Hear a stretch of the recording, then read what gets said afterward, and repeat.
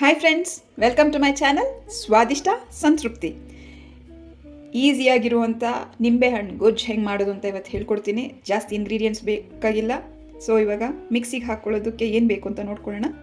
ಕಾಯಿ ತುರಿ ಅರ್ಧ ಚಿಪ್ಪಷ್ಟು ತೊಗೊಂಡಿದ್ದೀನಿ, 12 ಹಸಿಮೆಣಸಿನ್ಕಾಯಿ, ಅರಿಶಿನ ಸ್ವಲ್ಪ, ಮತ್ತು ಉಪ್ಪು ರುಚಿಗೆ ಬೇಕಾಗಿರೋಷ್ಟು. ಇಲ್ಲಿ ನಾನು 1 ಸ್ಪೂನ್ ತೊಗೊಂಡಿದ್ದೀನಿ, ನಿಮ್ಗೆ ಎಷ್ಟು ಬೇಕೋ ಅಷ್ಟು ತೊಗೊಳ್ಳಿ. ಇವಾಗ ಇದನ್ನೆಲ್ಲನೂ ಮಿಕ್ಸಿಗೆ ಹಾಕ್ಕೊಳ್ಳೋಣ.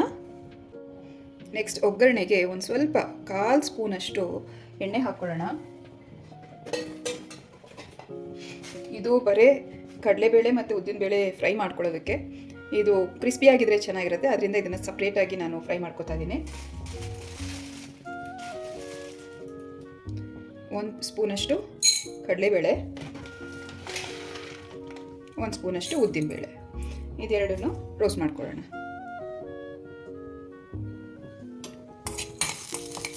ಮನೆಯಲ್ಲಿ ಏನು ತರಕಾರಿ ಇಲ್ಲದೆ ಇದ್ದಾಗ ಅದು ಇದು ತಿನ್ನೋದಕ್ಕಿಂತ ಹೆಲ್ದಿಯಾಗಿರುವಂಥದ್ದು ಅಂದರೆ ಇವಾಗ ನಿಂಬೆಹಣ್ಣು ಎಷ್ಟು ಆ್ಯಂಟಿ ಆಕ್ಸಿಡೆಂಟ್ಸಿಂದ ಕೂಡಿರುತ್ತೆ ಅಂತ ಎಲ್ಲರಿಗೂ ಗೊತ್ತು. ಇದರದೇ ಒಂದು ಗೊಜ್ಜು ಮಾಡ್ಕೊಂಡು ತಿಂದರೆ ಎಷ್ಟು ಹೆಲ್ದಿಯಾಗಿರುತ್ತಲ್ಲ, ಅದರಿಂದನೇ ಇವತ್ತು ಇದನ್ನು ತೋರಿಸ್ತಾ ಇರೋದು. ಇದನ್ನು ಟ್ರೈ ಮಾಡಿ, ನಿಮ್ಗೆ ಇಷ್ಟ ಆದರೆ ನಿಮ್ಮ ಫ್ರೆಂಡ್ಸ್ ಆ್ಯಂಡ್ ಫ್ಯಾಮಿಲಿಗೆ ಶೇರ್ ಮಾಡಿ, ಸಬ್ಸ್ಕ್ರೈಬ್ ಮಾಡೋದನ್ನು ಮರಿಬೇಡಿ. ಇದಕ್ಕೆ ಜಾಸ್ತಿ ಇಂಗ್ರೀಡಿಯೆಂಟ್ಸ್ ಬೇಕಾಗಿಲ್ಲ ಫ್ರೆಂಡ್ಸ್, ತುಂಬ ಮಿನಿಮಲ್ ಆಗಬೇಕು, ಟೈಮು ಜಾಸ್ತಿ ಇರಿಸಲ್ಲ.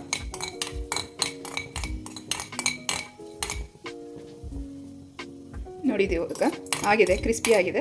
ಇದನ್ನು ಒಂದು ಬಟ್ಲಿಗೆ ತೊಗೊಂಡ್ಬಿಟ್ಟು ಮತ್ತೆ ನಮ್ಮ ಒಗ್ಗರಣೆನ ಕಂಟಿನ್ಯೂ ಮಾಡ್ಕೊಳ್ಳೋಣ.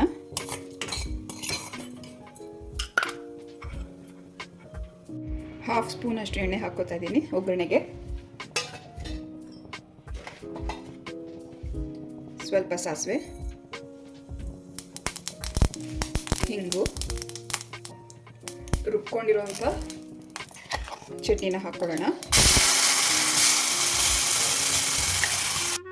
ಸ್ವಲ್ಪ ನೀರು ಹಾಕಿ ಇದ್ರ ಕನ್ಸಿಸ್ಟೆನ್ಸಿನ ಅಡ್ಜಸ್ಟ್ ಮಾಡ್ಕೊಂಡಿದ್ದೀನಿ. ನೋಡಿ, ಈ ಥಿಕ್ನೆಸ್ ಇದ್ದರೆ ಸಾಕು. ಇದು ಚೆನ್ನಾಗಿ ಬೇಯಬೇಕು. ರುಚಿಗೆ ಬೇಕಾಗಿರೋಷ್ಟು ಬೆಲ್ಲ ಹಾಕ್ತಾ ಇದ್ದೀನಿ. ಇದು ಆಪ್ಷನಲ್, ನಿಮ್ಗೆ ಬೇಕಂದರೆ ಹಾಕ್ಕೋಬೋದು, ಇಲ್ಲಾಂದರೆ ಇಲ್ಲ, ಬಟ್ ಟೇಸ್ಟ್ ಚೆನ್ನಾಗಿರುತ್ತೆ.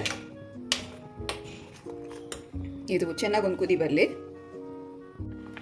ನೋಡಿ, ಇದೀಗ ಚೆನ್ನಾಗಿ ಕುದೀತಾ ಇದೆ, ಒಂದು ಕುದಿ ಬಂದಿದೆ. ಇದಕ್ಕೀಗ ನಿಂಬೆಹಣ್ಣಿನ ರಸನ ಆ್ಯಡ್ ಮಾಡೋಣ. ನಾನು 2 ನಿಂಬೆಹಣ್ಣಿನ ರಸ ತೊಗೊಂಡಿದ್ದೀನಿ, ನಿಮಗೆ ಟೇಸ್ಟಿಗೆ ತಕ್ಕಂಗೆ ನೀವು ಹಾಕ್ಕೊಳ್ಳಿ. ಗ್ಯಾಸ್ ಆಫ್ ಮಾಡಿದ್ದೀನಿ.